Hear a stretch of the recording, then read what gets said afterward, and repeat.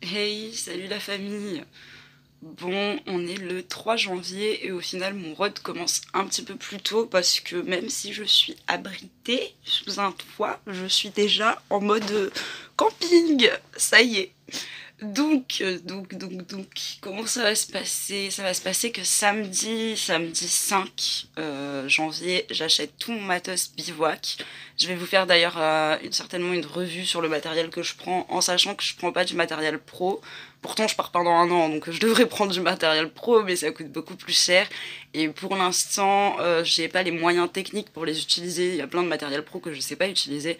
Donc je vais sur du Decathlon, parce que le Decathlon c'est quand même un magasin qui permet vraiment pour des personnes qui sont débutantes ou semi-pro dans tout sport confondu de trouver leur bonheur. Donc voilà.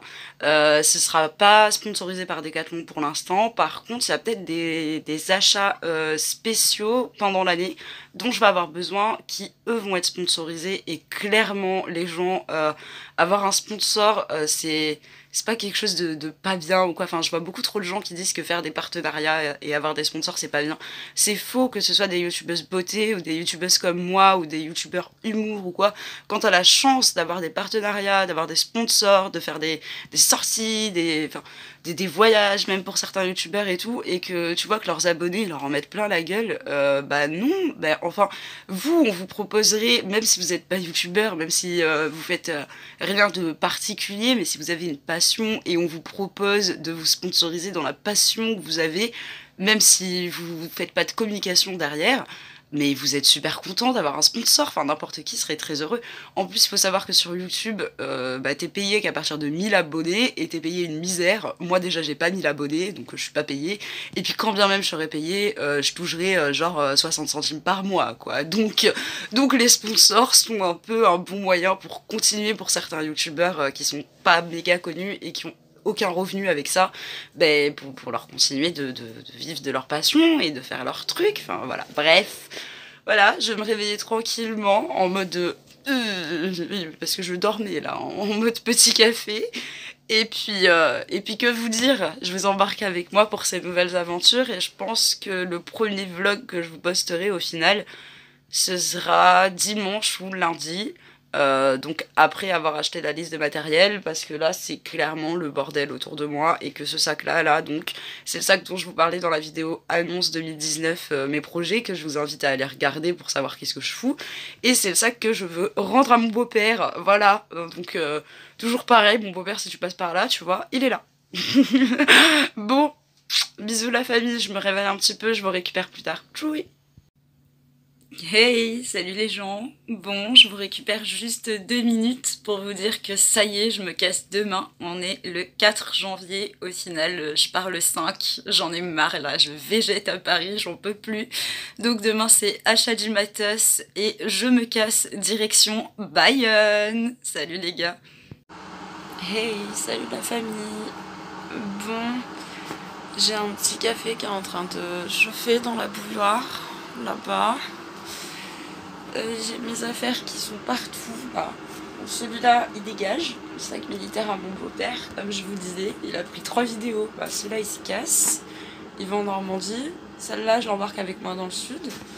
Et les affaires qui sont dans ce gros sac là, elles vont être transférées dans mon nouveau sac rando Truec que je vais prendre ce matin à Decat. Et je me casse cet après-midi, autant vous dire que j'ai passé une nuit de merde et que ça va être cool la journée. Allez, je me réveille un petit peu, je me bois mon café et je vous récupère. Bisous. Hey, salut la famille. Bon, je sais pas si vous me voyez bien et si vous m'entendez bien, surtout parce que je suis dans le train. Mais, bah d'ailleurs, vous me voyez derrière moi. Mais ça y est, le gros départ est fait.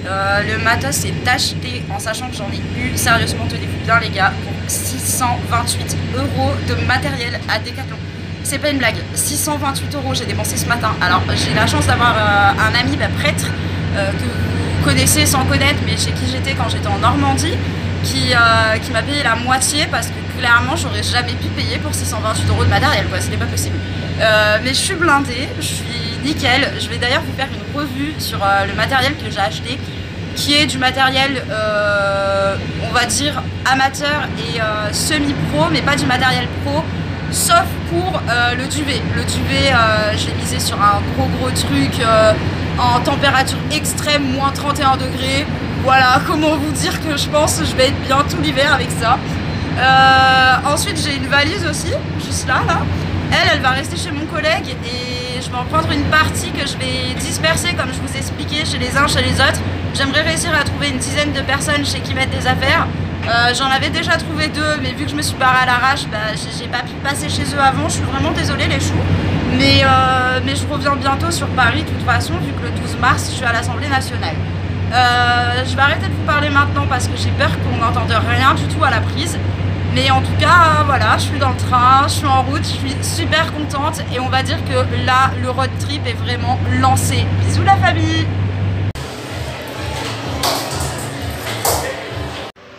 Hey, salut la famille! Bon, je vous retrouve, il est grave tard. En fait, j'ai complètement oublié de faire une prise. Je suis bien arrivée sur Bayonne, tout va bien. Je suis juste avec mon collègue et pour le coup, vu qu'il bosse dans un resto et qu'il est en cuisine, bah forcément, je pouvais pas vous faire de prise ou filmer ou quoi. Mais je vous filme un peu ce qui se passe demain, bien que demain, ça va être une journée en mode chill et dodo pour la plupart du temps. Et je vous filmerai un petit peu tout ce qui se passe. Ah, désolé les gens. Attendez 2 minutes.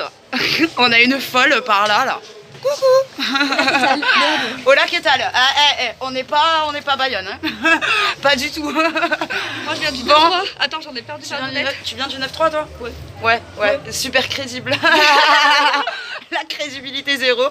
Bon, bah sur ce, la famille, franchement, je suis désolée. C'était une journée en mode trajet et tout. Mais de toute façon, je vous poste le post que lundi. Donc, il y aura de quoi faire d'ici lundi. Bien que demain, on va juste dormir en vrai. Il est là, le Raph. Ouais. Oh. Voilà. Bon, bisous la famille. Chouï.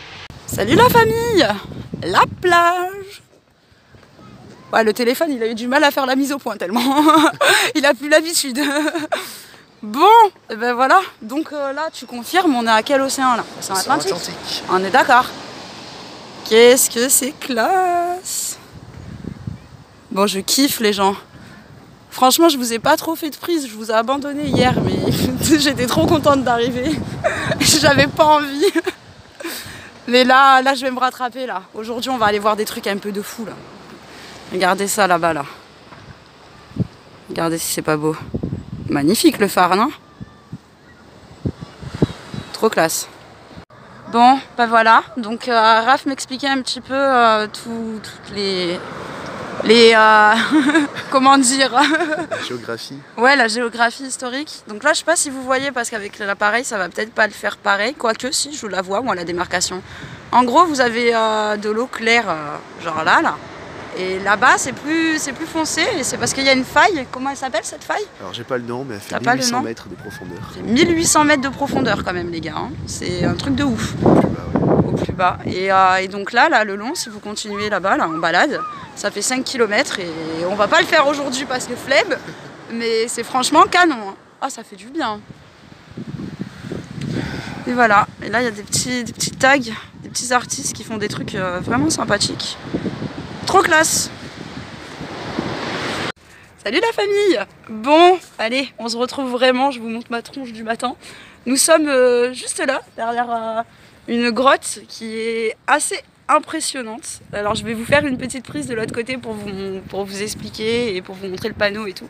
Mais franchement, je sais pas si vous voyez derrière moi. Voilà, c'est trop canon. Je vais vous expliquer qu'est-ce que c'est exactement. Donc voilà la fameuse grotte.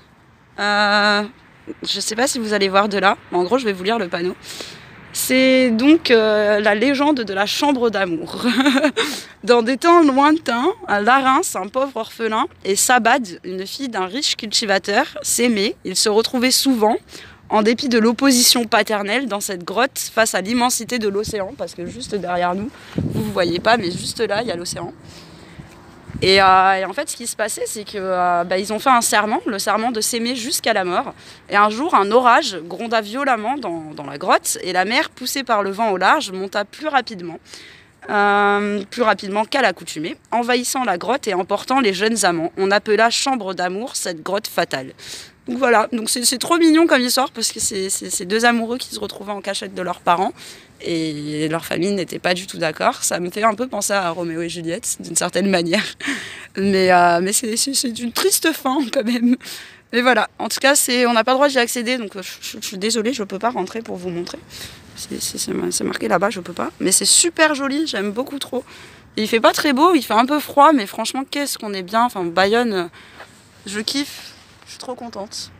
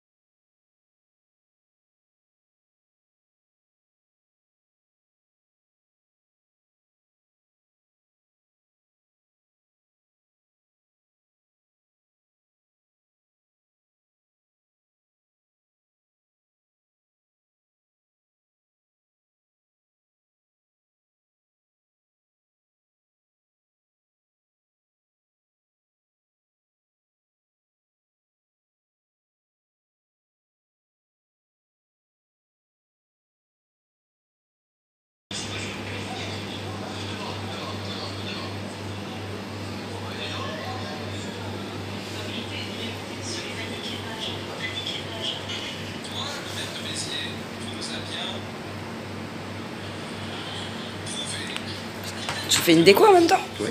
Incroyable. C'est juste pour nous, hein, t'es au courant? C'est beau, c'est bon. Ah, ben, je crois que c'est bon, même sans être beau, là, à mon avis. Alors ça non plus, je connais pas. Perle au wasabi.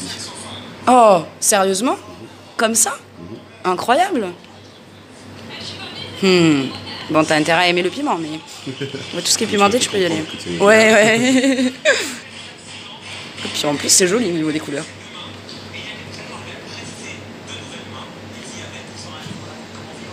La grande classe. Bon les gens, est-ce que ça vous intéresse si je demande à Raph une petite interview des métiers spécial cuisinier? Parce que monsieur Raph, c'est un grand cuistot. Regardez-moi ça. Non mais sérieusement. Incroyable. Donc vu que je vais faire passion métier, comme je vous en ai parlé là dans mon dernier vlog où je vous expliquais mon projet, c'est possible que je commence avec Raph. Raph qui a fait cuisinier à domicile avant d'être cuisinier dans un resto. Et qui aujourd'hui est dans un bar à tapas, bar à bière et à tapas, et qui nous fait des trucs de ouf. De ouf. Et là c'est juste pour nous, hein, c'est pas pour c'est pas pour la clientèle. Et voilà, une fois le plateau fini. Alors monsieur Raph, venez ici là. Monsieur le cuistot, raconte-moi. Alors, tu me montres chaque chose et tu me dis qu'est-ce que c'est. on a ici un brebis qui s'accompagne d'une confiture de figues et noix. Donc on appelle ça le hardigashna. Le chèvre, ici affiné. Le brie, c'est pas un brie de meaux, c'est un brie simple. D'accord. Des groseilles, des pousses de radis. Un jambon grand réserva affiné à 19 mois. Oh là là. Donc qui est très très bon, il n'est pas gras du tout. Il y a un bon séchage. Un lomo qui est un grand ibérico affiné. Okay. On a du saucisson au poivre, chorizo au poivre, un pâté d'Espelette au piment d'Espelette. Et sur la droite de droite, on a un pan con tomate. Donc c'est un pain préparé avec une farine de seigle, donc qui est fait avec du gros sel, du piment d'Espelette, de l'ail, de l'huile d'olive passée au four. J'ai fait une purée de tomates à côté qui est au miel et aux épices espagnoles.